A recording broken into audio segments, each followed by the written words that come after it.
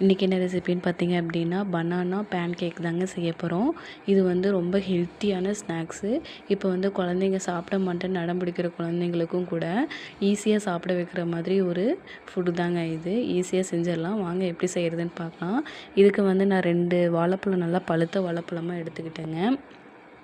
இது வந்து நல்லா குட்டி குட்டியாக கட் பண்ணி போட்டு மிக்ஸி ஜாரில் போட்டுக்கலாம். இல்லை நீங்கள் கையிலேயே மசிச்சு எடுக்கிற மாதிரி இருந்தால் கூட கையிலேயே மசிச்சு எடுத்துக்கலாங்க. இப்போ நான் வந்து ரொம்ப பேஸ்ட்டாக வேணுன்றதுக்காக நான் மிக்ஸி ஜாரில் சேர்த்துக்கிட்டேன். இதை வந்து நல்லா குட்டியாக கட் பண்ணி போட்டுட்டு இது கூட வந்து நாட்டு சர்க்கரை சேர்த்துக்கலாங்க.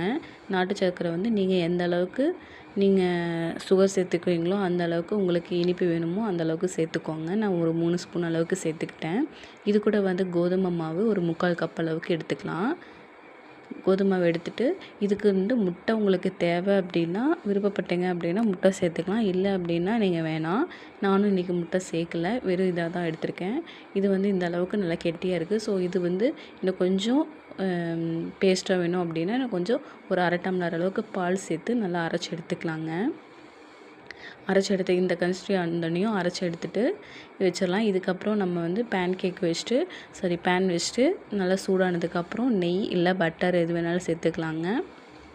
பட்டர் சேர்த்துட்டு இந்த மாதிரி நல்லா சூடானதுக்கப்புறம் நீங்கள் வேணுங்கிற ஷேஃபுக்கு நம்ம ஊற்றி எடுத்துக்கலாம். நான் வந்து ரவுண்ட் ஷேப் தாங்க இன்றைக்கி ஊற்றுறேன்.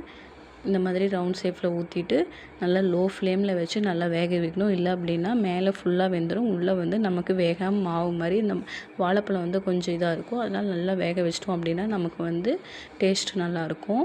ஸோ இது வந்து ஈஸியாக குழந்தைங்கள சாப்பிட வச்சிடலாம். 2 பக்கம் நல்லா வெந்ததுக்கப்புறம் எடுத்துட்டா நமக்கு பேன் கேக் ரெடிங்க. ஈஸியாக செஞ்சிடலாம். ஸோ ஹெல்த்தியும் கூட. ட்ரை பண்ணி பாருங்கள். பாய்.